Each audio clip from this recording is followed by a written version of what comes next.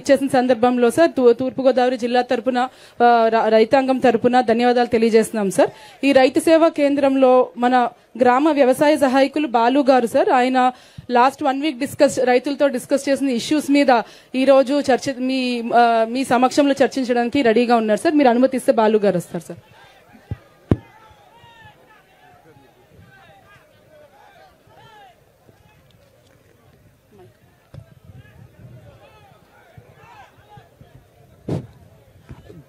గౌరవనీయులైన శ్రీ నారా చంద్రబాబు నాయుడు గారు ముఖ్యమంత్రి గారికి నమస్కారం సార్. అలాగే నాయకులకు, పెద్దలకు, రైతులందరికీ నమస్కారం అండి. నా పేరు వి బాలుకృష్ణ. నేను నల్లజల్ల రైతు సేవా కేంద్రంలో అగ్రికల్చర్ అసిస్టెంట్ గా పనిచేస్తున్నాను సార్. నా రైతు సేవ పరిధిలో 2265 ఎకరాలు సాగు భూమి కలదు సార్. ఇందులో నాకు ప్రధానంగా 953 ఎకరాలు వరి పండిస్తున్నారు సార్. ఈ వరి ముఖ్యంగా వచ్చేసరికి బోర్ల కింద పండిస్తున్నారు సార్. తరువాత ఉద్యాన పంటల్లో వచ్చేసరికి ఆయిల్ పామ్ 424 ఎకరాలు సాగు చేస్తున్నారు సార్. కోకో 164 ఎకరాలు సార్. కొబ్బరి 214 ఎకరాలు, బొప్పాయి 6 ఎకరాలు, వక్క 11 ఎకరాలు, జీడి మామిడి 310 ఎకరాలు, జామ 4 ఎకరాలు, కూరగాయలు 8.4 ఎకరాలు, అరటి 17.6, నిమ్మ 159 ఎకరాలు సాగు చేస్తున్నారు సార్. గత వారంలో మేము మా సచివాలయ సిబ్బంది అందరం కలిసి డోర్ టు డోర్ రైతన్న మీకోసం సర్వే చేయడం జరిగింది సార్. ప్రతి రైతు ఇంటికి వెళ్లి, ప్రతి గడపకు వెళ్లి సర్వే చేశాం సార్. ప్రతి రైతు ఇంటి వద్ద 20 నిమిషాల వరకు మేము వాళ్ళతో చర్చించడం జరిగింది సార్. మాతో పాటు ఆదర్శ రైతులు కూడా వచ్చారు సార్. ఈ కార్యక్రమంలో మేము రైతులతో చర్చించినది, గమనించిన ఇష్యూస్ కొన్ని 4 పాయింట్లు మేజర్ పాయింట్స్ తీసుకున్నాం సార్. ముందుగా మొదటిది వచ్చేసరికి బోర్ల కింద వరి సాగు జరుగుతుంది సార్.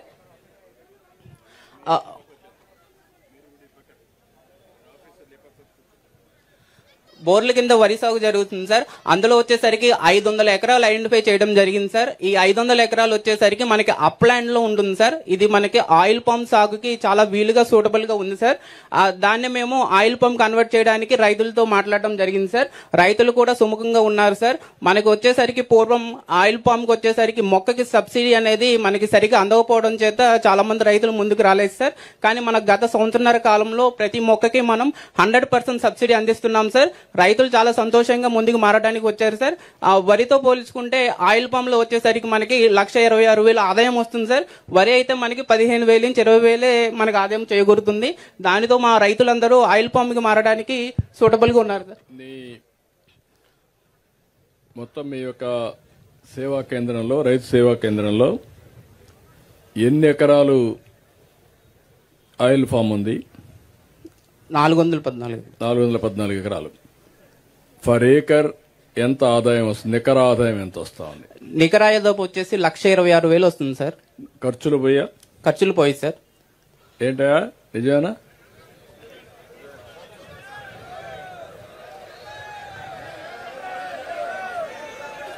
అందుకే నేను ఉపన్యాసాలు వినడానికి రాలా. ఇక్కడ మీ అందరిలో చైతన్యం రావాలి. బ్లైండ్ గా ఫాలో కావడం కాదు, విత్ ప్రూఫ్ ఆఫ్ కాన్సెప్ట్ వాస్తవాల్ని మనం పరిగణలోకి తీసుకొని, వెరీ ఈజీ. నీకు ఇక్కడే రైతాంగం ఉన్నారు, వీళ్ళంతా కూడా పామాయిల్ తీసుకుపోయి వేరేది ఎక్కడ ఇది చేయరు, ఫ్యాక్టరీకి ఇస్తారు. ఏ రైతు ఎంత తయారు చేశాడో ఉంది. ఉన్న తర్వాత ఈ ఊర్లో ఎంత దిగుబడి వచ్చింది లాస్ట్ ఇయర్ నీకు ఐడియా ఉందా? ఉంది సార్. ఎంత వచ్చింది? ఎకరానికి వచ్చి 10 టన్నులు వస్తుంది సార్. మొత్తం ఎంత వచ్చింది? మొత్తం వచ్చేసరికి ఎగ్జాక్ట్ గా ఉతామార్లు వద్దిగా 4. ఇంకా రాబోయే రోజులంతా కూడా R&Dకి వెళ్ళాలి. మీరు వాస్తవాలు తీసుకోవాలి. దానిపైన ఎంత వచ్చిందో చూసుకొని, ఖర్చు ఎంత చూసుకొని, ఖర్చు ఎట్ట తగ్గిస్తారు, ఆదాయాన్ని ఎట్ట పెంచుతావో నువ్వు ప్రయోగం చేయాలి. వాళ్లే సైంటిస్టులు. ఆ సైంటిస్టులు ఉపయోగించి నువ్వు నిమిత్త మాత్రుడుగా అందరినీ కోఆర్డినేట్ చేయాలి. ఆ ఎక్సర్సైజ్ ఇంకా స్టార్ట్ కాలా. ఒక ఫీల్ గుడ్ ఫ్యాక్టరీ కింద వరి వేస్తే తక్కువ వస్తుంది కాబట్టి, పామాయిల్ బెటర్ కాబట్టి అందరూ పామాయిల్కి వెళ్తున్నాం. కానీ మనం చేయాల్సింది ప్రతి ఒక్క రైతు ఇంకొక పక్క చెప్పు. ఈ 450 ఎకరాలు 455 ఎకరాల 424 ఎకరాలు సార్. 420 ఎకరాల్లో మల్టీ క్రాప్ ఏమేమి ఉంది? మల్టీ క్రాప్ వచ్చేసి సార్ అందులో మనకి కోకో ఉంది సార్. ఎంత ఉంది? కోకో వచ్చేసి 164 ఎకరాలు ఉంది సార్. ఓకే, తర్వాత దాంట్లో మళ్ళీ మనకి ఒక్క 11 ఎకరాలు ఉంది సార్ అందులో. ఆ తర్వాత వచ్చేసరికి అందులో మనకి అరటి 17.6 ఎకరాలు ఉంది సార్. అది బిగినింగ్. అవును సార్, ఫస్ట్ 4 ఇయర్స్ లోపు వేసుకుంటున్నారు సార్. తర్వాత ఇప్పుడు పెప్పర్ వేస్తున్నారు, మిరియాలు వేస్తున్నారు సార్. ఎంత వేసారు? 7 ఎకరాలు ఉంది సార్. ఏంటో కరెక్ట్ నేను చెప్పేంత ఇదేనా? కరెక్ట్ గా మాట్లాడండి. ఏదో ఆయన ఎగతాళి చేయాలని కూడా చేయొద్దండి మీరు. అట్లా కాకుండా వాస్తవాలు మీరు ఒప్పుకుంటే, ఇప్పుడు అందుకే నేను అడుగుతున్నా, వాళ్లకు రావాలి మీకు రావాలి. పామాయిల్లో 4 పంటలు తీయచ్చు. బిగినింగ్ లో మీరంతా కూడా, నేను ఒకప్పుడు రైతు బిడ్డని, చిన్నప్పుడు వ్యవసాయం చేశాను, కానీ ఈ మధ్య రాజకీయం చేస్తున్నా, గవర్నెన్స్ లో ఉన్నా. అనునిత్యం మీరు రైతులంతా కూడా నేలను నమ్ముకున్నారు, మీరు పర్ఫెక్ట్ గా చేస్తున్నారు. చేసినప్పుడు నాకు కావాల్సిన మీ దగ్గర నుంచి, మనం బాగుపడాలంటే ఆధునికమైనటువంటి వ్యవసాయ విధానాలపైన శ్రద్ధ పెట్టాలి. అప్పుడే మనం సెట్ అవుతాం. మంచి వాతావరణం, చల్లగా ఉంది ఈరోజు, గాలి కూడా చాలా బాగుంది. ఇక్కడుంటే ఇంకొక 10 సంవత్సరాలు ఎక్కువ బతుకుతారు, దాంట్లో అనుమానం లేదు. అదే సమయంలో దీన్ని కానీ కరెక్ట్ గా చేస్తే ఎవరికి ఇబ్బంది లేకుండా, రైతులు కూడా ఒక యాస్పిరేషన్స్ అందరికీ పెరుగుతున్నాయి. ఇండస్ట్రీలో ఎక్కువ ఆదాయం వస్తుంది, సర్వీస్ సెక్టర్లో ఎక్కువ ఆదాయం వస్తుంది, వ్యవసాయంలో తక్కువ ఆదాయం వస్తుంది. వచ్చినప్పుడు ఇక్కడ ఆదాయం పెంచుకోగలిగితే నెక్స్ట్ లెవెల్కి మనం పోయే అవకాశం ఉంటుంది. నేను చెప్తాను మీకు ఏం చేయాలనేది. మీరు ఏది మాట్లాడినా వాస్తవాలు మాట్లాడండి, ఫ్రాంక్ గా చెప్పండి. దానిపైన రాబోయే రోజుల్లో ప్రణాళిక కూడా ఫుల్ ప్రూఫ్ గా ఉంటుంది, జవాబుదారీతనంగా ఉంటుంది. చెప్పండి. ఇప్పుడు నెక్స్ట్ వచ్చేసి సార్ మనకి నీటి భద్రతలో వచ్చేసరికి మైక్రో ఇరిగేషన్ ప్రపోజ్ చేశాం సార్. డ్రిప్ ఇరిగేషన్ ఇన్స్టాలేషన్ జరుగుతుంది. ప్రజెంట్ వచ్చేసి మాకు నా రైతు సేవా కేంద్రం పరిధిలో 253 బోర్లు ఉన్నాయి సార్. ఈ బోర్ల కింద వచ్చేసరికి 162 బోర్లు వరకు మాత్రమే డ్రిప్ కనెక్షన్ ఇచ్చారు సార్. మిగతాది 91 బోర్లకు కూడా ఇప్పుడు ఈ వారం రోజుల్లో మేము యాక్షన్ ప్లాన్ తయారు చేసుకుని ఆల్రెడీ 25% వరకు అన్ని రిజిస్ట్రేషన్లు చేశాం సార్. ఈ డ్రిప్ ఇరిగేషన్ యొక్క ఉపయోగాలు కూడా రైతులకి, ఆదర్శ రైతుల ద్వారా ఆల్రెడీ ఫాలో అవుతున్న రైతులతో చెప్పించాం సార్. ఆ రైతులు కూడా మనతో ఇక్కడ ఉన్నారు సార్, వాళ్ళతో చర్చిద్దాం సార్. వాళ్ళు రైతులు మాట్లాడుతా అన్నారు. ఎంతవరకు దీనికి వెళ్లారు? సోలార్ పంప్ సెట్స్ కుసుమ కింద 162 బోర్లు సార్. బోర్లు కదయా, సోలార్ పంప్ సెట్స్ ఎందుకు పోలేదు? ఎంత ఉంది మనకు? 650 మీటర్ ఫీట్స్, 650 అడుగులుంది. మీరు నీరు పెంచే మార్గం చూడరా? నేను ఆ కాలువలన్నీ ఇప్పిస్తే పెరుగుతాయి నీళ్లు? నేనేమంటానంటే మొత్తం పోలవరం కెనాల్ ఇక్కడనే వెళ్తుంది. రేపు రాబోయే రోజుల్లో ఇంకొకటి చింతలపూడి మీకు రాదు కదా, తాడిపూడి వస్తుంది.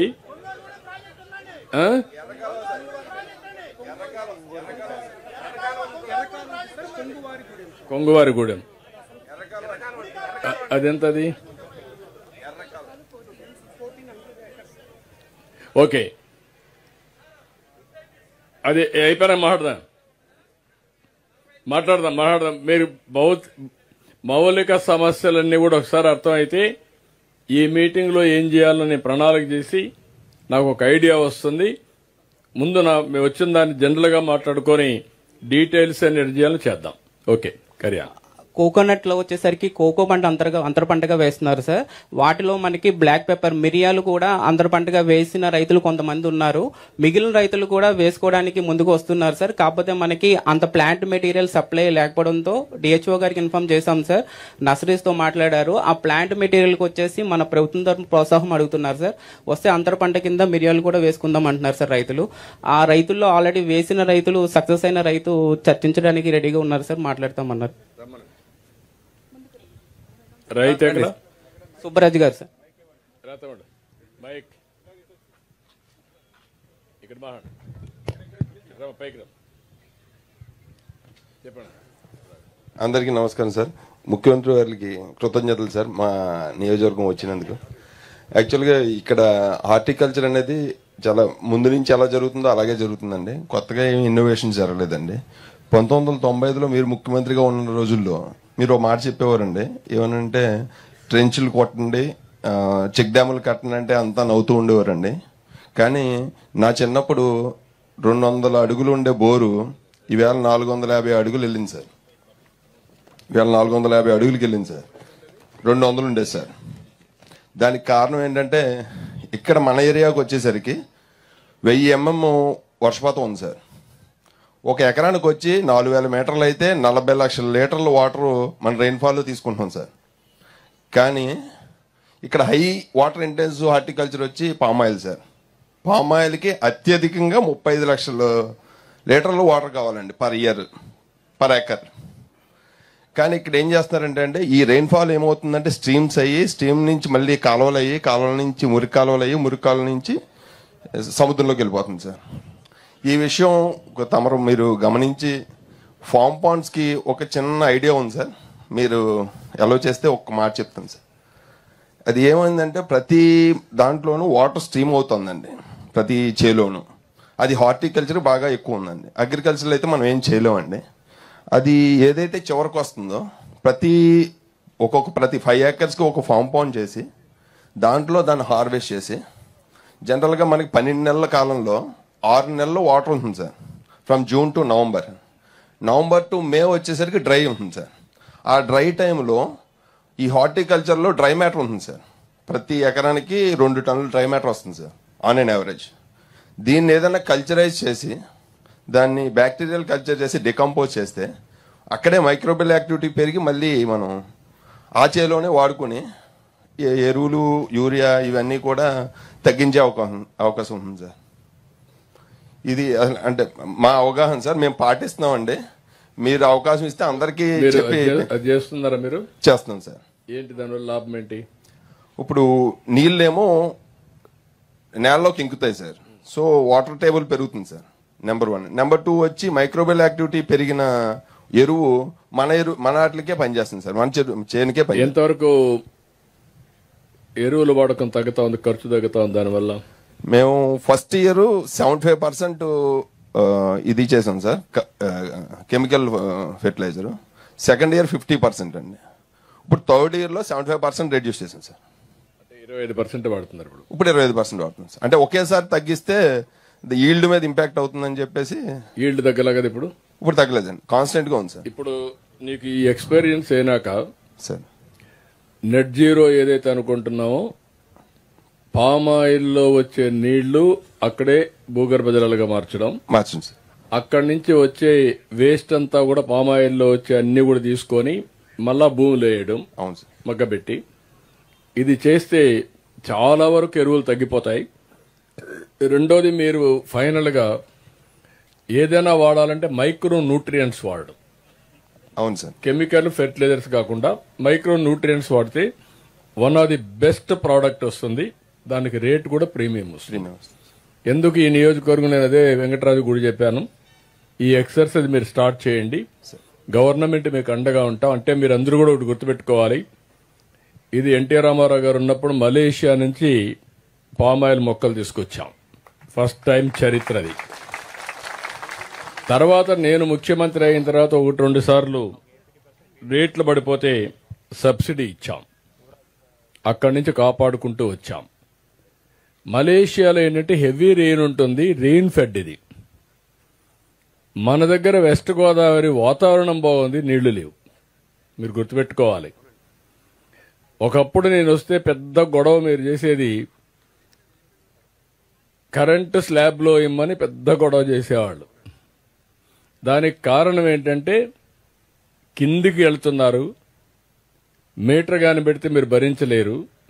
అందుకే ఆ రోజు నాకు ప్రత్యేకంగా వెస్ట్ గోదావరి జిల్లా అప్పట్లో, ఇప్పుడు ఈస్ట్ గోదావరికి వచ్చారు. ఆ రోజు నేను చూస్తే మిమ్మల్ని అందరినీ చాలా వరకు ఈ మెట్ట ప్రాంతాలంతా ఒక ఎత్తు, ఒకప్పుడు మెట్ట ప్రాంతాలంటే చాలా చిన్న చూపు. అప్పుడంతా కూడా డెల్టా అంటే గొప్ప అనుకున్నారు. ఇప్పుడు రివర్స్ అయిపోయింది. వాళ్ళు అక్కడే ఉన్నారు, మీరు మాత్రం ముందుకు పోయే పరిస్థితికి వచ్చారు. దానికి కారణం ఒక్క నిర్ణయం, చరిత్రలో పామాయిల్. మీరు అక్కడ ఆగిపోయారు. నెక్స్ట్ లెవెల్కి వెళ్ళాలి. ఆ నెక్స్ట్ లెవెల్కి వెళ్ళాలంటే నేను కూడా అదే ఆలోచిస్తున్నా. అవన్నీ నేను మాట్లాడతాను, మీకు చెప్తాను. ఇది ఒక పైలట్గా తీసుకుందాం. ఈ గ్రామానికి వచ్చాను, మీరు చెప్పింది ఇమ్మీడియట్గా చేపిస్తాం. నా concept net zero. Agriculture waste కూడా వేస్ట్ కాదు, దాన్ని కన్వర్ట్ చేసుకోగలిగితే సంపదగా సృష్టించుకోవచ్చు, మళ్లీ పొలాలకు వేసుకోవచ్చు, అనేక లాభాలు ఉంటాయి. Will work it out. Thank you మా. ఎక్సలెంట్. ఏం చదువుకున్నావు నువ్వు? డిగ్రీ చేశావు. చాలా మంది చదువుకున్న ఉన్నారు ఇక్కడ, అందుకే చూస్తున్నారు, అందరూ ఫ్యాంట్లే వేసుకున్నారు. ఇప్పుడంతా మోడర్న్ రైతులైపోయాం. మీరు చెప్పింది, మీరు ఓసారి రైతుల్లో ఒకటి ఉంది, తెలివి ఎక్కువ, చెప్తే నీకేం తెలుసులే అంటారు. అదే పెద్ద సమస్య. ఓపెన్ మైండ్తో ఆలోచిస్తే మీ తెలివి మేము కోఆర్డినేషన్ చేయగలిగితే, ల్యాబ్ ఫీల్డ్ రెండు సింక్ చేస్తే బ్రహ్మాండమైన ఫలితాలు వస్తాయి. అది చేయడానికి ఇక్కడ నేను వచ్చా, చేసి చూపిస్తానని మరొక్కసారి మీకు విజ్ఞప్తి చేస్తున్నా. కర్యా సార్ నమస్తే సార్. మళ్ళీ మీ అనుమతితో మన వరి నుంచి పామాయిల్కి కన్వర్ట్ అయ్యి సక్సెస్ అయిన రైతులు కూడా ఉన్నారు సార్. అందులో మనకి ఒక రైతు మీతో వివరాలు పంచుకుంటారు సార్, రైతులతో పంచుకుంటారు. వరి నుంచి పామాయిల్ కన్వర్ట్ అయిన రైతు సార్ రండి.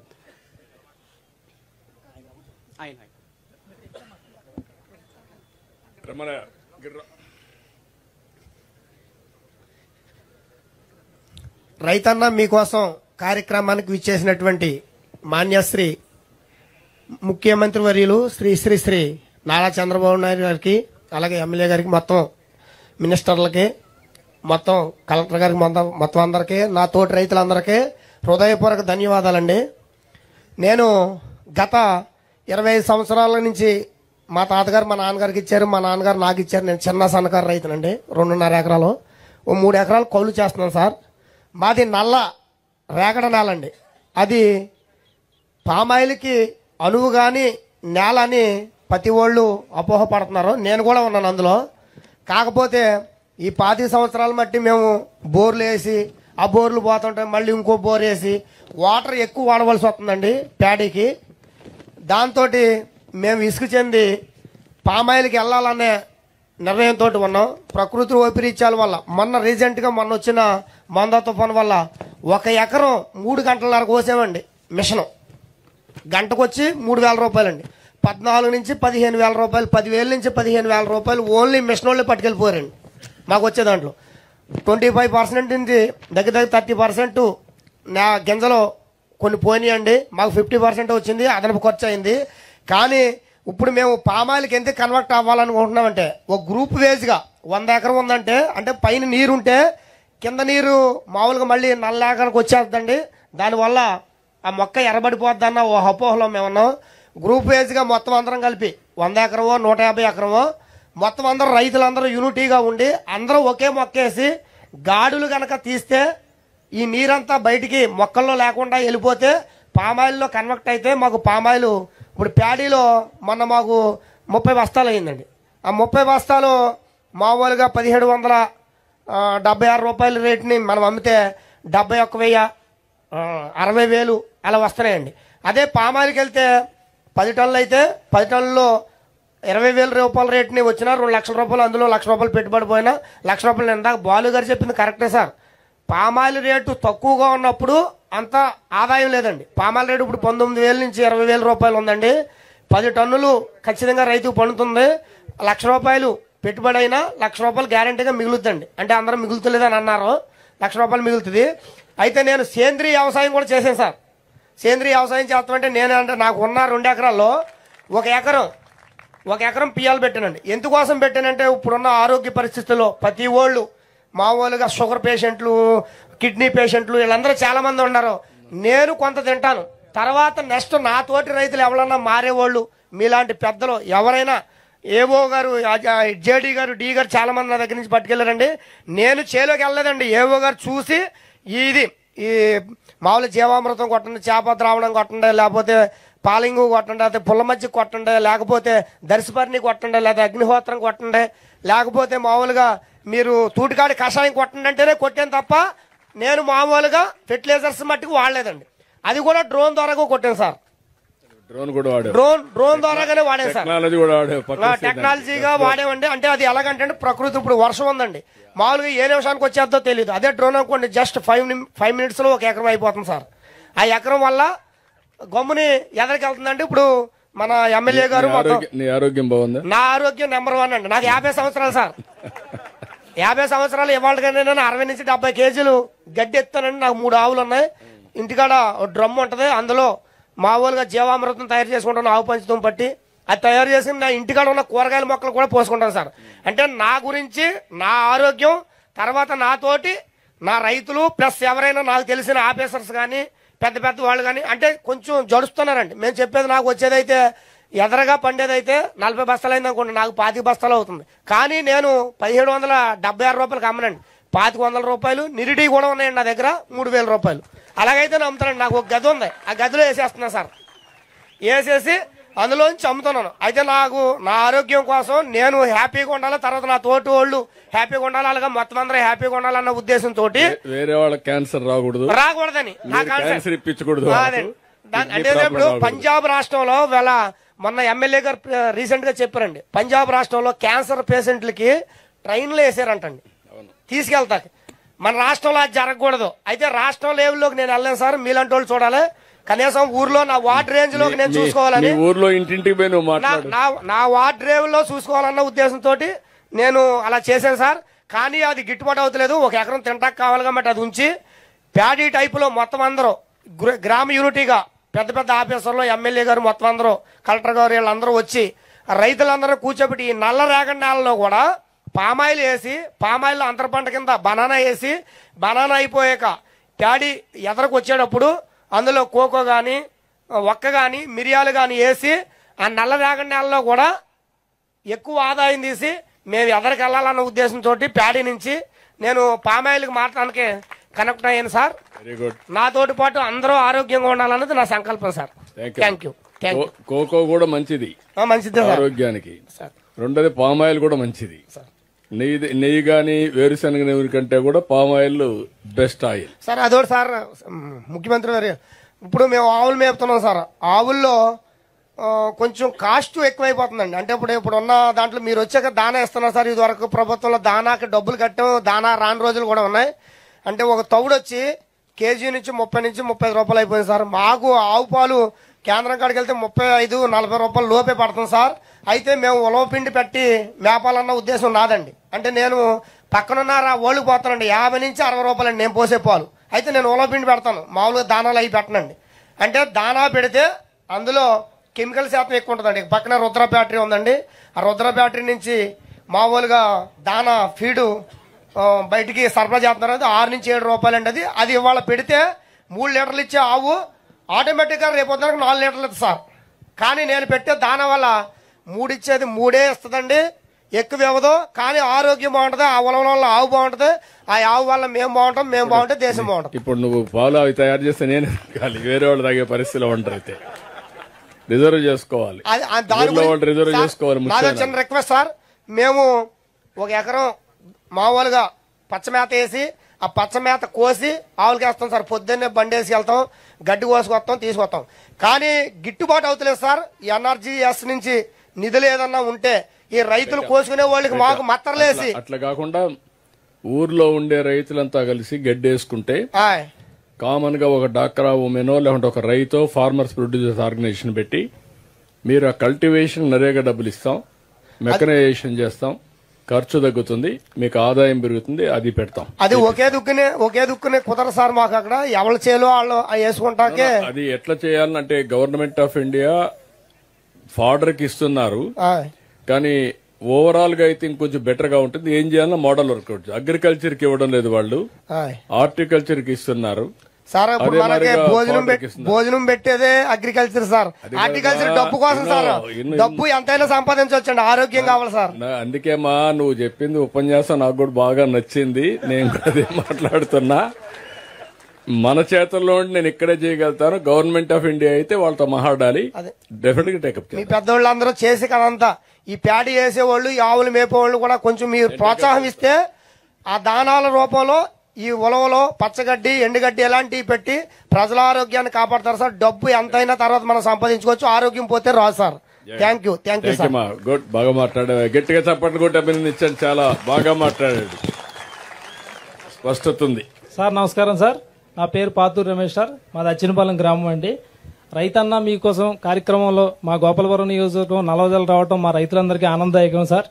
నేను ప్యాడీ నుండి నల్లరేగడి నేలకి పామాయిలు 3.5 ఎకరాలు వేసాను సార్. గత 6 సంవత్సరాల క్రితం వేసాను సార్. నల్లరేగడి నేలలో కూడా పామాయిల్ బాగానే అవుతుంది సార్. మామూలు దాని మీద ఒక 2 టన్నులు దిగుబడి తగ్గుతాక నల్లరేగడి నేలలో కూడా పామాయిల్ బాగానే అవుతుంది సార్.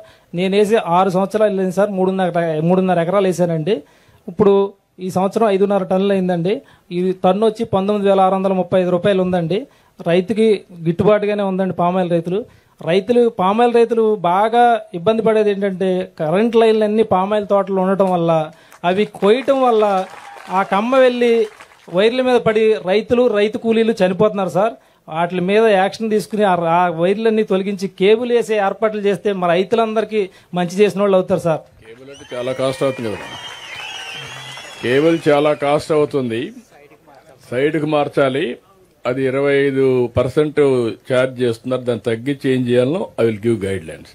ముందు పక్కన వేసుకొని తర్వాత నెక్స్ట్ స్టెప్ నువ్వు అన్నట్టు భగవంతుడు మీరందరూ బాగా పనిచేసి ఆదాయాన్ని కూడా పెంచితే అప్పుడు కేబులే వేయచ్చు, దాంట్లో సందేహం లేదు.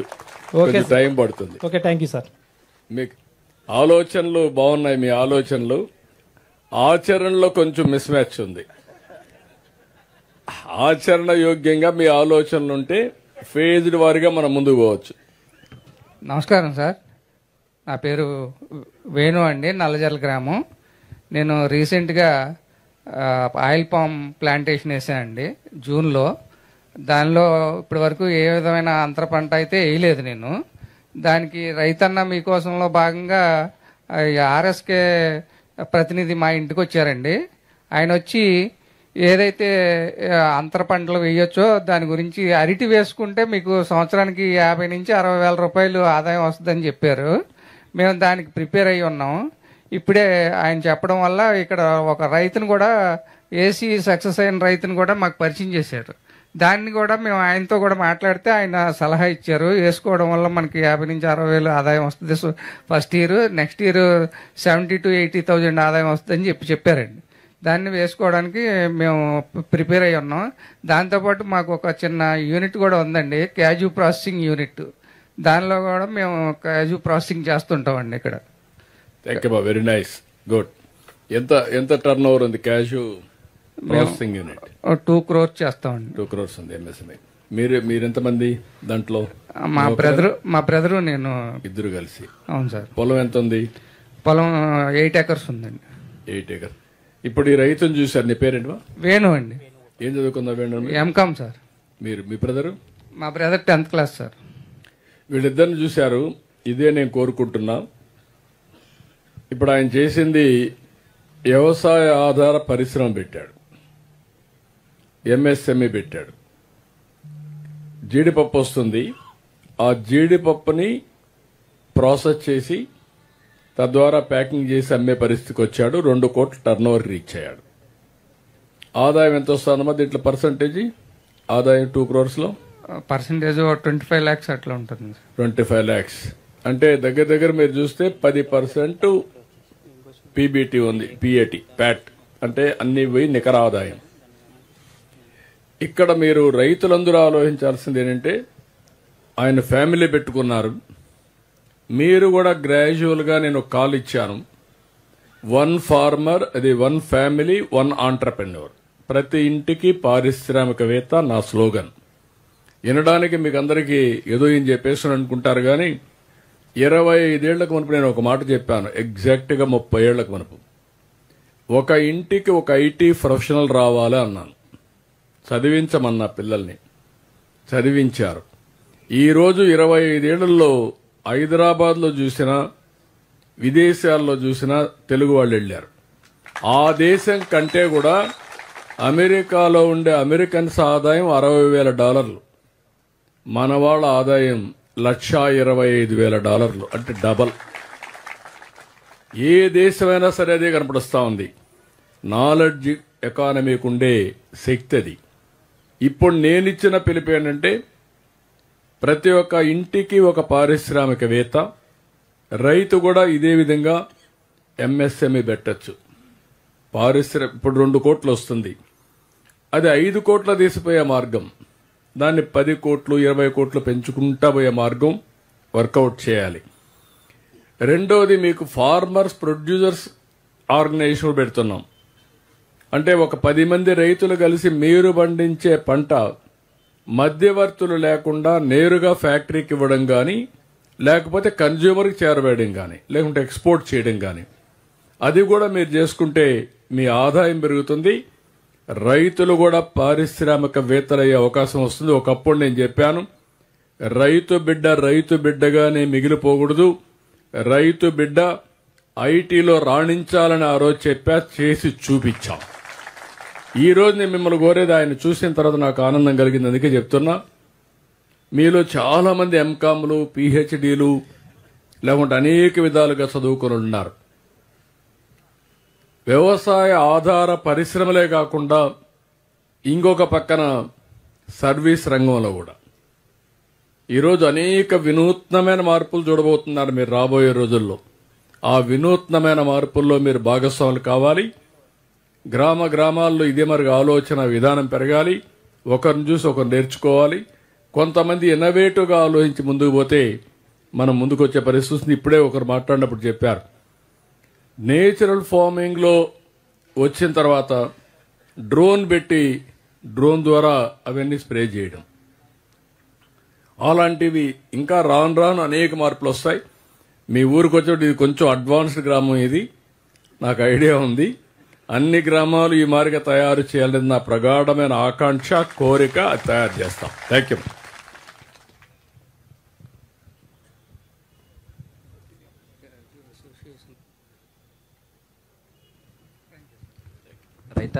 రైతన్న మీకోసం కార్యక్రమానికి విచ్చేసిన ముఖ్యమంత్రి వారి గారికి నమస్కారం అండి. నా పేరు మురళీకృష్ణ అండి. మాది నల్లజల్ల గ్రామం అండి. నాకు 25 ఎకరాల పామాయిల్ కల్టివేషన్ ఉంది సార్.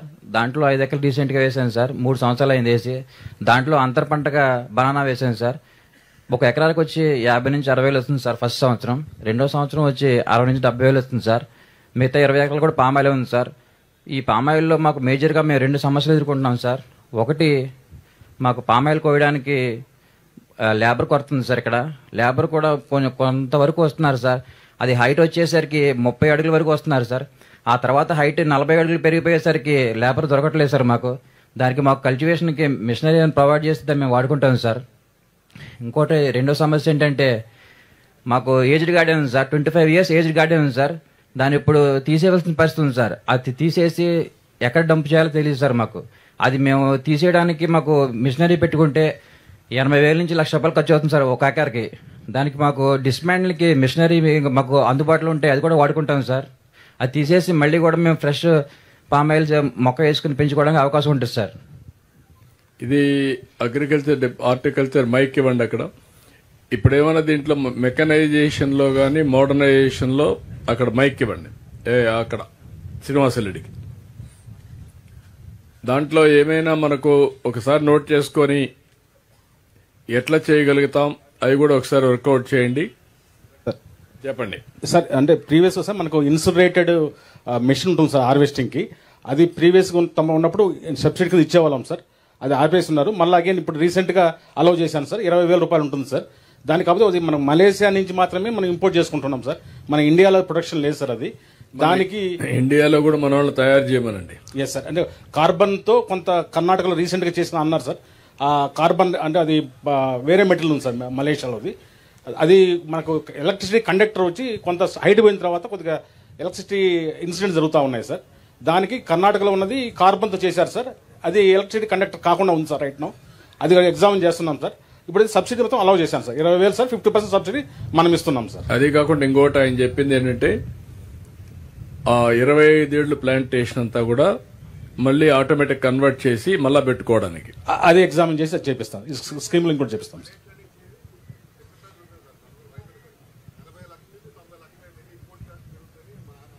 నేను విల్ వర్క్ ఇట్ అవుట్. ఏం చేయాలో తెప్పిద్దాం. ఒక మెషిన్ తెప్పించండి ముందు, అది ఎట్లా పని చేస్తుంది శ్రీనివాసరెడ్డి, ఒక మెషిన్ తెప్పించండి సార్. అది సక్సెస్ అయితే మనమే కూడా దాన్ని ఎట్లా చేయాలనో వాళ్ళనే వచ్చి ఫ్యాక్టరీ పెట్టమందాం, అంటే మనమే పెడదాం. ఏం చేయాలని వర్కౌట్ చేద్దాం. Noted sir. Okay, thank you. మరి అద్భుతమైనటువంటి విజన్తోనూ అకుంఠిత దీక్షతోనూ అటు సాంకేతికతను ఇటు వ్యవసాయాన్ని మరి మీరు అనుసంధానం చేసినటువంటి ఈ తీరు అద్భుతం, ఉదావహం సార్. మరి మీ మాటల్ని మేము ఈ రోజు ప్రత్యక్షంగా చూడగలగడం మా అదృష్టం. మరి ఇప్పుడు